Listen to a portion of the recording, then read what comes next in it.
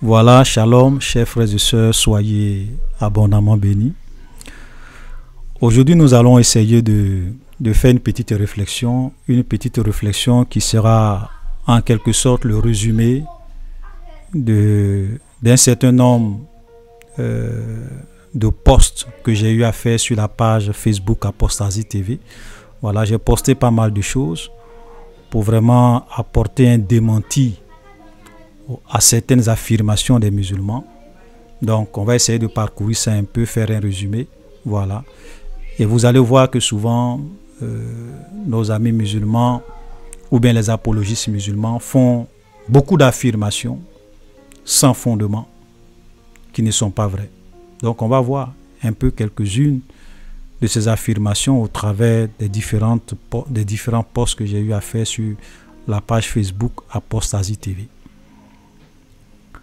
Vous savez, souvent les musulmans, je les bannis beaucoup sur ma page. Et il y a d'autres qui se plaignent. Vous avez certaines personnes même qui vous envoient des vocales pour vous insulter, pour vous menacer, pour vous... Vraiment, ils sont extraordinaires. C'est-à-dire que souvent, ils sont capables de t'appeler comme ça. Et quand tu décroches, c'est vraiment des injures. Donc ça fait même qu'aujourd'hui, moi, par prudence, quand les gens m'appellent et que je ne connais pas le numéro, je préfère ne pas décrocher. Voilà. Donc je préfère qu'on me contacte sur WhatsApp, on m'envoie des vocales sur WhatsApp, on m'envoie des textos sur WhatsApp parce que c'est pas facile de pouvoir gérer tous les insultes, les menaces, les trucs des musulmans, c'est un peu compliqué. Voilà. Donc voilà, c'est ma stratégie depuis un certain temps. Voilà. Il y a même certains parmi eux qui souvent m'ont envoyé des messages. Il y a un, par exemple, un que j'ai vraiment... Là, ça m'a quand même fait quelque chose.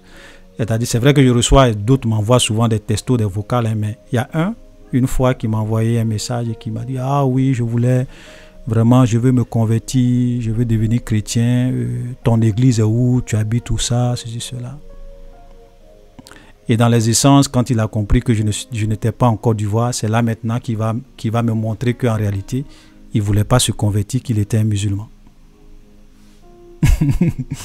En fait, ça veut dire que ce sont des gens, ils sont capables de faire semblant. Ok? Et en réalité, il cherchait à connaître où était mon église. Peut-être que si j'étais en Côte d'Ivoire, il allait prendre des renseignements, savoir où est mon église pour venir peut-être m'agresser ou bien me faire du mal. Ça, c'est leur stratégie. C'est-à-dire que quand ils n'ont plus d'arguments, c'est les menaces. Et vous voyez, il n'y a pas tout dernièrement, même je crois il y a quelques jours, moins d'une semaine de cela, il y a une dame, une musulmane qui s'appelle Atoutache. Ok, je vous en ai parlé un peu dans certaines de mes vidéos, qui était musulmane et aujourd'hui qui présente les différentes versions du Coran, voilà, en Angleterre, sur la place publique pour dire voilà d'où va. Et donc tout dernièrement, il y a un jeune musulman qui allait l'agresser. C'est-à-dire qu'avec un couteau, la poignardé, et même il y a eu le sang, tout ça qui a jailli d'elle. Elle est tombée même jusqu'à il a fallu, malheureusement, qu'elle n'est pas morte. Voilà, parce qu'il n'a pas pu atteindre son objectif. Vous voyez, parce que elle vient dénoncer l'islam, elle vient dire la vérité sur l'islam. Donc, ils n'ont plus d'arguments. C'est quoi? C'est de chercher à la tuer. Frère, voilà l'islam. Et souvent, quand c'est comme ça, les gens vont dire, oui, ce sont des extrémistes musulmans. Ce n'est pas des extrémistes musulmans, ce sont les vrais musulmans. Des vrais musulmans. Parce que c'est ça l'islam. La violence. Et ils sont dans la taqiya. C'est-à-dire que souvent, ils sont prêts à mentir. Parce que la taqiya, c'est ça. C'est-à-dire que c'est le fait de mentir pour défendre, pour se faire sortir d'affaires, pour se défendre, ou bien pour défendre la cause de l'islam. C'est pour cela que les apologistes musulmans, ce sont des grands menteurs, des grands manipulateurs. Voilà.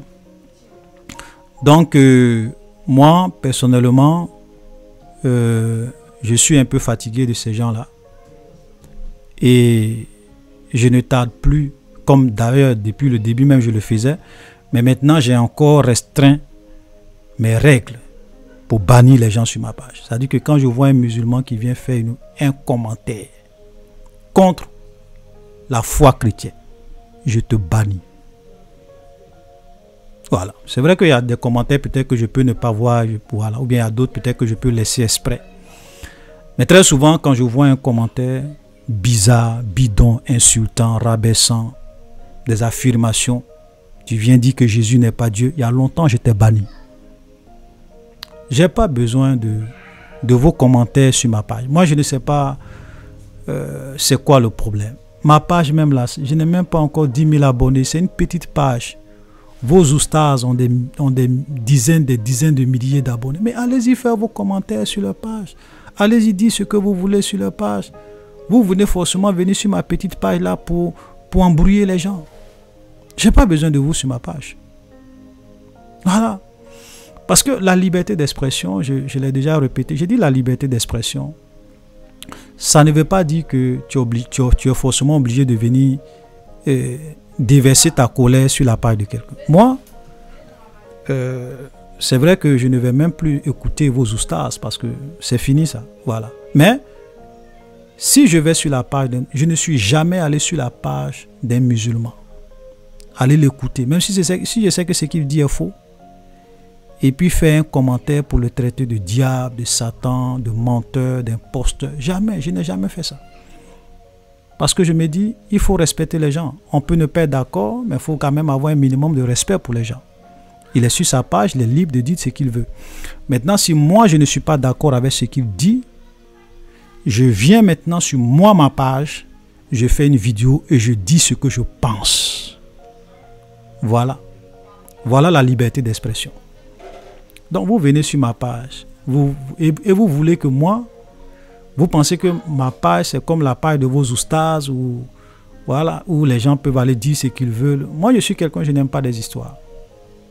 Je n'aime pas des histoires. Ma page, d'abord, ma page n'est pas pour les musulmans. Ce n'est pas une page pour les musulmans. Ma page, elle est premièrement destinée aux chrétiens pour vraiment les former, pour vraiment leur montrer c'est quoi l'islam. Voilà. Parce que vous savez, dans le corps de Christ, chacun a sa mission. Il y a des gens, leur mission, c'est d'aller parler aux musulmans pour les évangéliser, pour les ramener au Seigneur. Il y a des gens qui font ça et ils font ça très bien. Moi, je suis un enseignant de la parole. Et un enseignant, il s'adresse aux chrétiens, il enseigne ses frères chrétiens. Donc, je ne suis pas un évangéliste pour amener les musulmans à la raison. Voilà. Donc, moi, j'enseigne mes frères chrétiens pour qu'ils puissent savoir c'est quoi l'islam, pour ne pas que vous puissiez venir les distraire avec vos mensonges.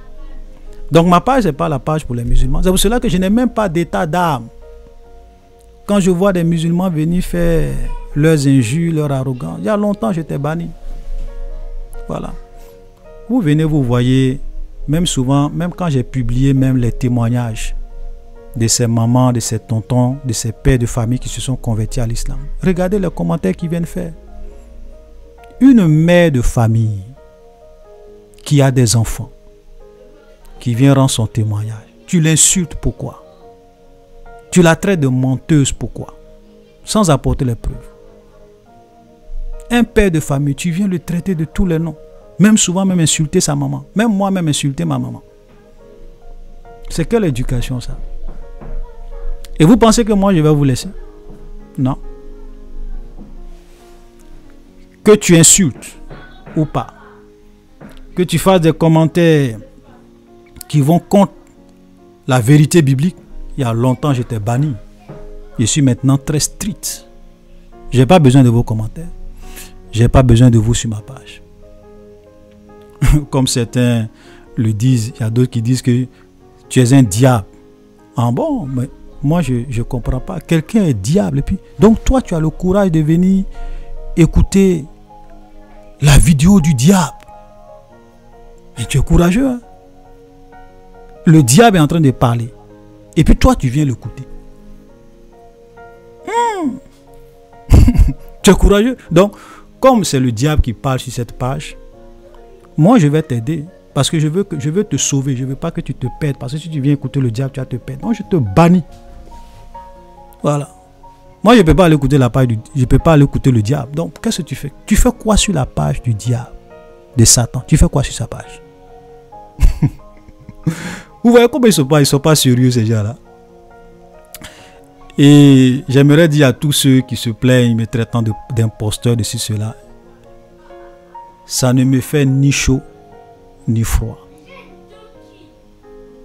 Vous voyez comment quand je parle posément, calmement. Je suis serein dans ma base. Ça ne me fait ni chaud, ni froid. Tout ce que vous pouvez dire de moi, imposteur, manipulateur, Satan, diable, même insulter, même ma maman, tout ça, là, ça ne me fait ni chaud, ni froid. Sauf que je n'ai pas envie de vous voir sur ma page. Vous savez, l'un des hommes de Dieu qui m'a beaucoup formé a dit ceci. Il dit 10 000 personnes qui vous appellent le diable ne fera pas de vous le diable. 10 000 personnes qui vous appellent Satan ne fera pas de vous Satan. 10 000 personnes aussi qui vous appellent prophète ne fera pas de vous prophète. 10 000 personnes qui vous appellent bishop ne fera pas de vous bishop. Si Dieu ne vous a pas appelé à être bishop, si pour Dieu vous n'êtes pas un prophète. En un mot, tout ce que les hommes pensent de vous n'a aucune valeur.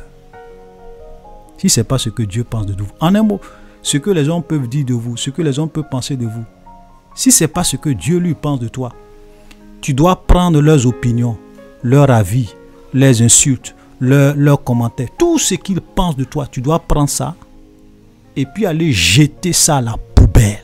Ça mérite la poubelle. Ok? The opinion of men is fit for the trash camp. Voilà, donc l'opinion des hommes mérite la poubelle. Vous comprenez? En un mot, vous savez, au jour du jugement, Dieu ne va jamais interroger quelqu'un pour dire qu'est-ce que tu penses de ce jeune homme. Jamais. Dieu ne va jamais interroger quelqu'un pour dire non, est-ce que tu penses que lui doit aller à l'enfer ou bien aller au paradis? Jamais. Donc, qu'est-ce que ça vaut quoi l'opinion des hommes? L'opinion des hommes vaut rien. Ça n'a aucune valeur. Tu me traites de menteur ou bien de manipulateur. Tu me traites même de diable, de Satan. Tu ne sais pas la nuit où je dors. Tu ne me connais pas. Tu ne m'as jamais vu. Tu ne m'as jamais salué. Tout ce que tu sais de moi, c'est ce que tu vois sur Facebook. Donc, ce que tu peux dire de moi là, ça a quelle valeur? Rien. Vous voyez? C'est pour cela que un enfant de Dieu, c'est celui qui vit devant Dieu et non devant les hommes. Ok? Ça veut dire que la vie que tu mènes, vis cette vie comme si tu la vivais devant Dieu. Ça veut dire que c'est comme si les yeux de Dieu étaient sur toi. Ce que les gens disent de toi là, ça n'a aucune valeur. Voilà, c'est très important. Voilà, donc je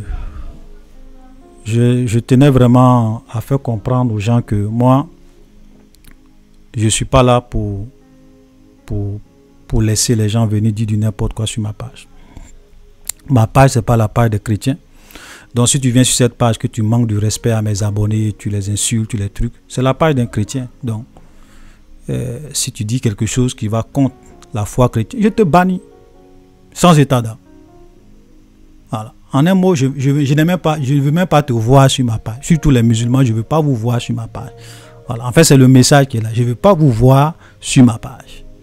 Donc, si vous venez sur ma page, un minimum de courtoisie, un minimum de respect. On peut dire à quelqu'un qu'on n'est pas d'accord avec lui dans le respect. Voilà. Parce que quand je constate un écart de langage, un commentaire d'arrogance, c'est fini, tu es banni rapidement. Voilà. Voilà, moi j'ai fait ma page pour essayer d'expliquer à mes frères chrétiens c'est quoi l'islam, pour qu'ils sachent, parce que vous faites tellement d'affirmations, vous embrouillez les gens avec vos mensonges, votre manipulation. Donc quand on fait une vidéo pour essayer de répliquer, ça vous énerve. Oui, c'est trop facile de s'asseoir. Voilà ce que quelqu'un... C'est trop facile de s'asseoir chez lui et puis faire des vidéos. Mais si c'est facile de s'asseoir, si c'est facile pour quelqu'un de s'asseoir dans son salon et faire des copier-coller, des montages, si c'est aussi facile que ça, mais crée ta page toi aussi. Ok? Créer une page sur Facebook, c'est gratuit. Publier une vidéo sur Facebook, c'est gratuit. Donc, crée ta page toi aussi. Comme c'est facile là. Donc, toi aussi, tu fais des vidéos et puis tu dis ce que tu veux. C'est ce que vos oustas font. Hein. Ils n'ont pas de jeunes. Voilà. Donc, si c'est facile, fais aussi. Voilà. Moi, je suis assis dans mon salon. C'est pas toi qui payes ma maison. Tu payes pas, voilà, mon téléphone. Tu payes pas mon Internet. Tu ne payes rien. Tu ne payes pas ma nourriture. Donc, en quoi est-ce que ça te gêne que je m'asseye dans mon salon pour faire des vidéos pour publier sur ma page?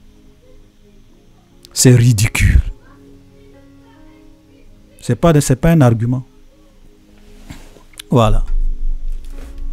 Donc, que les musulmans comprennent que moi, tu viens sur ma page, tu fais un commentaire déplacé, je te bannis automatiquement. Voilà. C'est vrai que peut-être qu'il peut y avoir des commentaires qui vont m'échapper, c'est possible. Voilà. Mais je suis clair. Je ne cache pas pour moi. Voilà. Donc, ce n'est pas la peine de dire non, il empêche les musulmans de parler. Mais pourquoi vous voulez venir parler sur ma page? Allez-y sur votre page, parler. Pourquoi c'est sur ma page que vous voulez venir vous exprimer? Voilà. Moi, je suis un petit dictateur sur ma page. Hein. Voilà. Si ça peut vous faire plaisir, je suis un petit dictateur sur ma page. Voilà, un petit dictateur. Parce qu'on a l'impression que pour nos amis musulmans, la liberté d'expression, ça veut forcément dire que quelqu'un fait une vidéo, tu viens dire ce que tu penses en l'insultant, en disant n'importe quoi sur lui dans les commentaires. Non. La liberté d'expression, ça veut dire que le gars, il a dit quelque chose sur sa page. Moi, je ne suis pas d'accord avec lui. Je lui donne un droit de réplique en faisant une vidéo et en publiant sur moi ma propre page. Voilà. Moi, je ne suis jamais allé sur la page d'un seul de vos oustas. Allez faire un commentaire là-bas. Jamais. Jamais, jamais, jamais. Et comme je l'ai dit, moi, je ne vais plus jamais même les regarder, les écouter. Quand les gens souvent m'envoient leurs vidéos, je ne regarde plus, je zappe. J'ai même dit à certains de ne même plus m'envoyer leurs vidéos. Parce que je n'ai pas envie d'écouter les plaisanteries. Voilà. Ok, donc nous allons aller dans le vif du sujet. Ok. Tout à l'heure, je parlais de la violence dans l'islam. Et ça, c'est vraiment important. Il faut comprendre que l'islam est une religion qui, dans son essence et dans son enseignement, et même au cours de son existence, du temps de son prophète, a été une religion de violence, de mort, de tuerie, de violence. Ok, ça, il faut vraiment comprendre ça. Et souvent, on se demande pourquoi c'est comme ça. Et ça donne l'impression que Allah est un Dieu faiblard. C'est-à-dire qu'il est un Dieu qui n'a pas de force. Allah est un Dieu faiblard. Parce que Allah n'est pas le Dieu de la Bible. Soyons clairs là-dessus. J'ai toujours dit que Allah dit qu'il est l'orgueilleux. Ça, c'est dans le Coran. Allah est l'orgueilleux. Le Dieu de la Bible ne s'est jamais présenté comme étant l'orgueilleux. Jamais. L'orgueilleux dans la Bible, on sait qui est orgueilleux dans la Bible. Ce qui a fait que le diable a été chassé du ciel, c'est son orgueil. Donc Dieu ne peut pas se présenter comme étant l'orgueilleux. Allah est le meilleur des créateurs. J'ai déjà, tout ce que je dis là, j'ai déjà, voilà. Le meilleur des créateurs. Donc il y a plusieurs créateurs. Donc Allah n'est pas le seul créateur. Ok. Allah est le plus rusé, le meilleur des ruseurs, le plus rusé dans le Coran. Donc il ne peut pas être le Dieu de la Bible. Donc Allah est un Dieu faiblard. Et quel est ce Dieu dont les hommes sont obligés d'aller prendre sa défense? C'est-à-dire que tu parles mal de son prophète, Ce sont les gens qui vont dire Allahu Akbar, ils vont aller tuer les gens. Les gens font des caricatures de leurs prophètes. Vous les voyez dans tout le monde musulman est énervé, ils brûlent des drapeaux, ils sont fâchés. Vous ne voyez pas que c'est vraiment bizarre. Quel est ce Dieu? Vous dites que Allah il est puissant. Ça veut dire que normalement, si Allah veut tuer quelqu'un, il fait comme ça. Quand il fait comme ça, la personne meurt en même temps. Mais pourquoi c'est vous les hommes? Vous êtes obligés d'aller le défendre. D'aller blesser les gens. D'aller poignarder les gens à cause d'Allah et de son prophète. Mais, les gars, Allah, le Dieu qui est tout puissant là, il suffit qu'ils disent, bon mon ami, pour toi là c'est fini. Et puis tu meurs sur le champ. Quand il fait quoi? Tu meurs. Donc, Allah peut faire bien le travail que vous. Vous n'êtes pas obligé d'aller tuer les gens. Allah peut faire bien le travail que vous. Donc, vous donnez l'impression que votre Allah est vraiment un Dieu faiblard. Vous démontrez que réellement votre prophète et son Dieu sont des faiblards. Moi, je ne vais jamais aller prendre la défense de Jésus. C'est-à-dire que quelqu'un, je vais jamais aller agresser quelqu'un physiquement parce qu'il a parlé mal de Jésus. Je ne vais jamais aller poignarder quelqu'un parce qu'il a parlé mal de Jésus. Je ne vais jamais aller tuer quelqu'un physiquement parce qu'il a parlé mal de Jésus. Jamais. Parce que si Dieu veut faire son travail là, lui va... Regardez le Dieu de la Bible. Au temps de Noé, les hommes ont commencé à vivre dans le péché. Dieu a dit à Noé, bon, écoutez Noé, ceux-là, je vais les exterminer. Parce qu'ils vivent trop dans le péché. Il faut faire un bateau. Ok. Voilà. Il faut prêcher. Ceux qui vont croire en toi vont être sauvés. Mais ceux qui ne vont pas écouter, je vais les exterminer. Dieu a fait le travail propre. Ce n'est pas Noé qui allait tuer les gens. Allah ne peut pas faire ça. Regardez même au temps de Sodome et Gomorrhe. Quand le péché de Sodome et Gomorrhe a commencé, Dieu a dit à Abraham, écoute, Sodome et Gomorrhe, là, je vais les exterminer. Il a envoyé 2 anges. Ils ont fait le travail propre. Sodome et Gomorrhe a été détruit. Ce n'est pas un homme qui allait tuer les gens de Sodome et Gomorrhe. Parce que Dieu voulait vraiment régler leur compte. Voilà, ça c'est le Dieu de la Bible. C'est vrai que vous les hommes, vous pouvez souvent vous battre entre vous pour Allah. Mais Dieu, s'il a un problème avec toi, qui veut finir avec toi là, il y a longtemps, il fait ça propre. Propre même. Mais vous êtes obligé d'aller tuer les gens.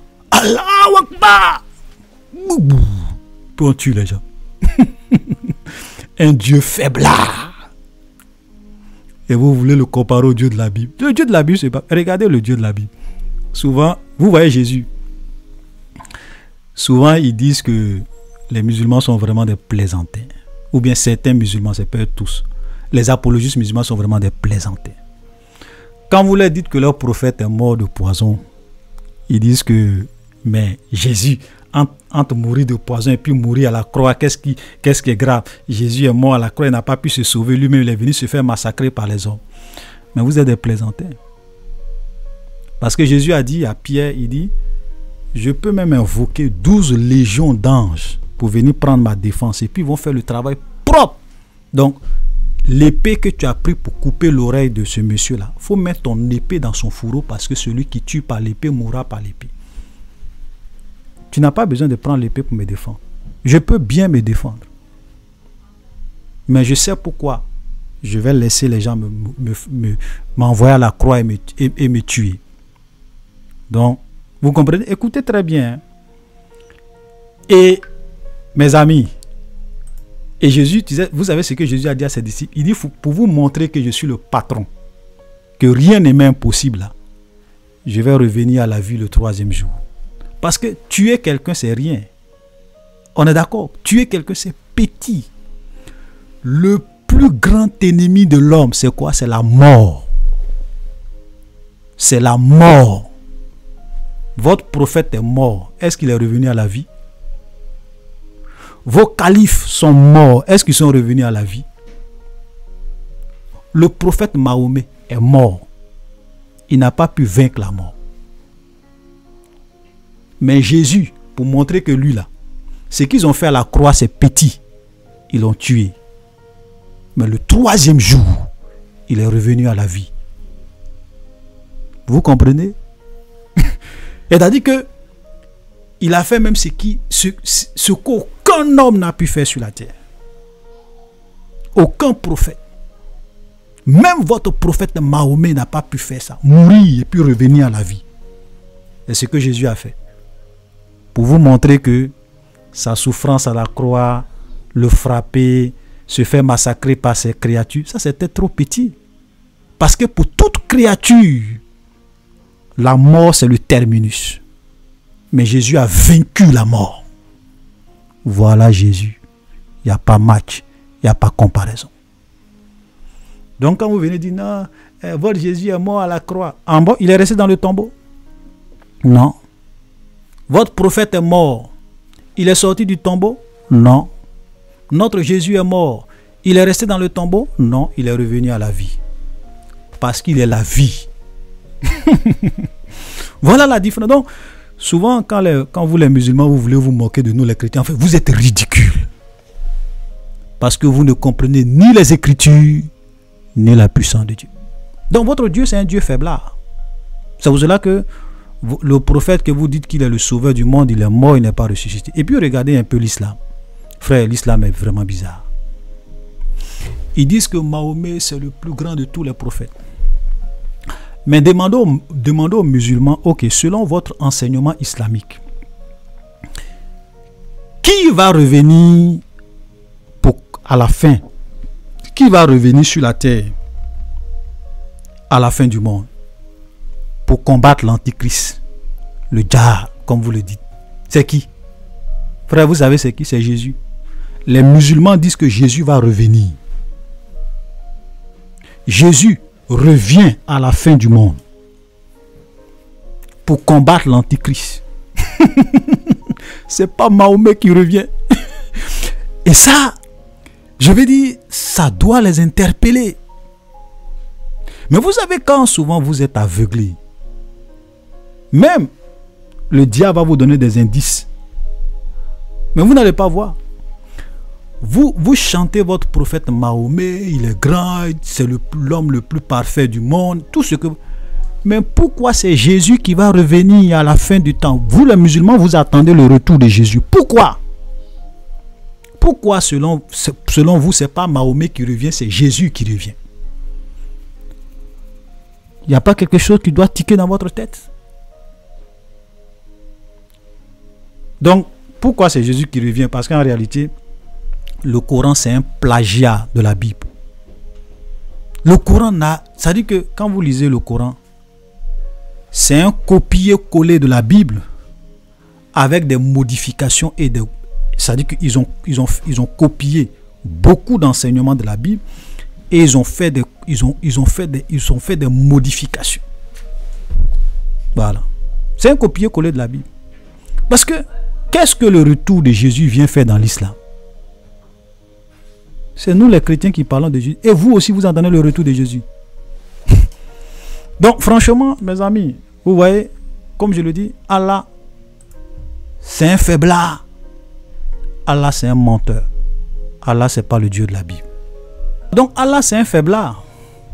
Allah, c'est un faiblard. Et donc, j'avais fait un post où j'avais parlé de la peine capitale dans l'islam. Ça dit que, frère, que personne ne vous trompe. Dans l'islam, si tu quittes, ça dit que si tu es musulman et que tu abandonnes la religion musulmane, tu deviens un apostate. Et quand tu deviens un apostate, la peine capitale, c'est la mort. On doit te tuer. Et ça se trouve dans un hadith authentique. Sahih Bukhari. Je l'ai déjà répété, mais comme je le dis, je veux vraiment résumer tous les posts que j'ai eu à faire sur la page Facebook. Donc, Sahih Bukhari, numéro 6930, rapporté par Ali. Le messager d'Allah a dit: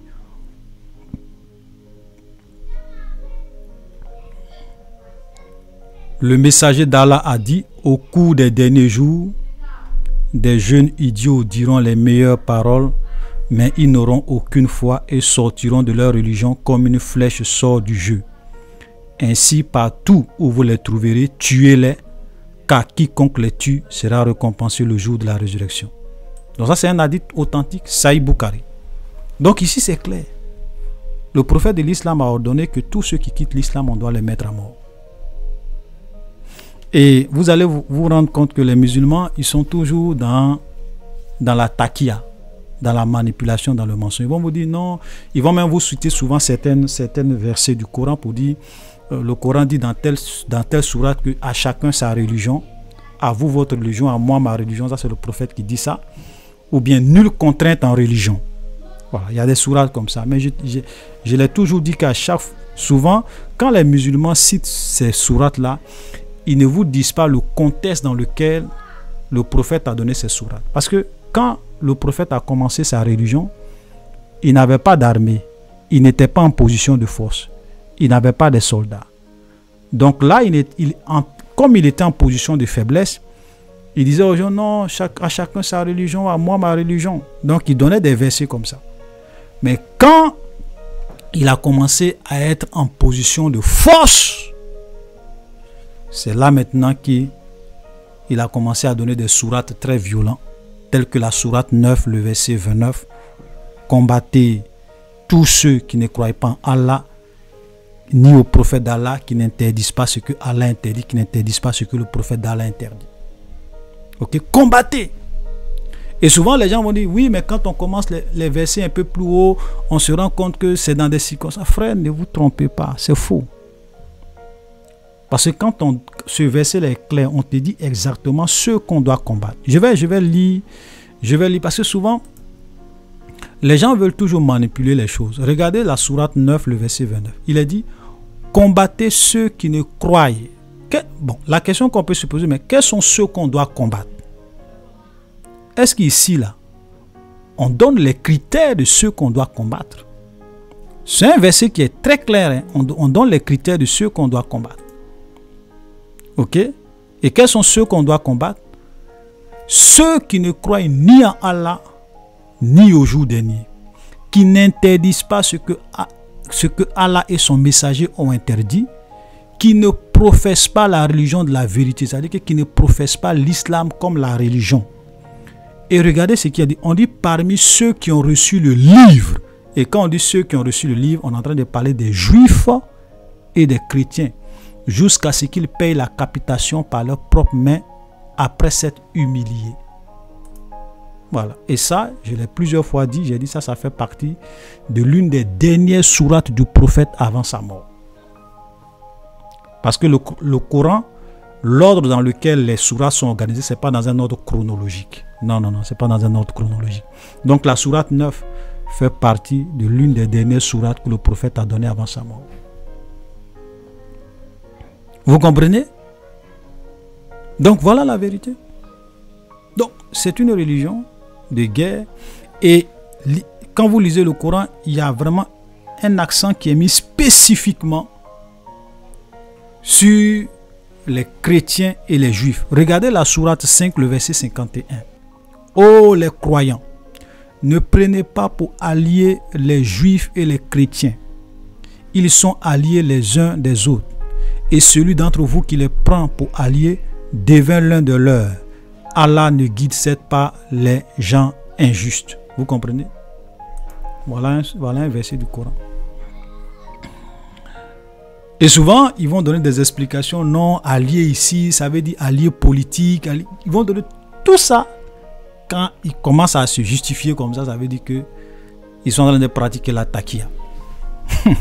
La taqiya. En fait, c'est le mensonge pour défendre l'islam. Ok? Mais ici, c'est clair. Vous voyez? Donc, normalement, selon l'enseignement islamique, les musulmans ne doivent pas prendre pour alliés. Même quand tu prends la traduction en anglais, on dit pour amis. Pour amis, les juifs et les chrétiens. Mais pourquoi spécifiquement les juifs et les chrétiens? Pourquoi? Est-ce qu'à part les juifs et les chrétiens, il n'y a pas d'autres qui sont des mécréants, il n'y a pas d'autres il n'y a pas des peuples qui sont des idolâtres? Mais pourquoi spécifiquement? Parce que le diable a toujours haï, a toujours eu de la haine pour les juifs et pour les chrétiens. Voilà. Vous voyez? C'est pour cela que regardez un peu toute leur stratégie d'évangélisation. C'est pour venir avec la Bible. Ok? Pour évangéliser pour venir, toute leur campagne d'évangélisation et leur dawa là, leur dawa sur internet, sur les réseaux sociaux, dans la rue, c'est toujours pour venir parler de Jésus et de la Bible. Ça veut dire que eux, leur dawa, c'est pour convertir uniquement que les chrétiens. Souvent, ils vont vous dire non, mais c'est parce que vous, les chrétiens, vous croyez en la Bible que nous, on utilise la Bible. Mais donc, ça veut dire que en Côte d'Ivoire ou bien dans les autres pays là, ce sont les chrétiens seuls que vous devrez évangéliser. Vous comprenez? Vous voyez que ça ne tient pas la route. Hein. C'est-à-dire que comment? C'est-à-dire que vous allez dans n'importe quel pays, même le monde dans lequel on est, il y a plus de païens que de chrétiens. On est d'accord? Ça veut dire que vous allez en Côte d'Ivoire, il y a plus de personnes même qui ne sont même pas des chrétiens que des gens même qui sont des mécréants. Mais quand il vient dire non, c'est parce que donc ça veut dire que vous, toute votre campagne d'évangélisation est dirigée uniquement contre les chrétiens. Ah, c'est la plaisanterie. Voilà. Ok? Donc, ça ne tient pas la route. Voilà. Regardez même ceux qui sont en Côte d'Ivoire, il y a 10 ans, 15 ans en arrière. Est-ce que vous voyez les chrétiens organiser des campagnes d'évangélisation pour venir parler du prophète de l'islam et du Coran? Non. Quand les chrétiens sortent pour aller évangéliser, que tu sois musulman ou pas, ils te parlent de leur Jésus. Ils ne vont jamais venir faire des débats sur votre prophète, sur... Non. Si le prophète de l'islam est comme ça, le prophète... Mais aujourd'hui, tous ces oustas, toute leur campagne d'évangélisation, toute leur stratégie d'évangélisation, Jésus, Bible, Jésus, Bible, Jésus, Bible. Ah, c'est le diable. Parce que Satan... il ne va pas vers ceux qui sont déjà dans son camp. Il n'est pas fou. Ok? Donc c'est ceux qui lui échappent. Les chrétiens qui sont dans la vérité, c'est ceux-là qu'il faut attirer pour les envoyer dans les ténèbres. C'est pour cela que toute leur campagne s'est orientée vers les chrétiens. Vous devez comprendre comment le diable travaille. Parce qu'il sait qu'il vit ces derniers instants. Nous sommes à la fin des temps. Il faut qu'il séduise le maximum de personnes. Donc faites beaucoup attention. Donc frère, vous voyez, l'islam c'est ça. Donc quand les musulmans viennent vous dire que l'islam c'est une religion de paix, c'est un gros mensonge.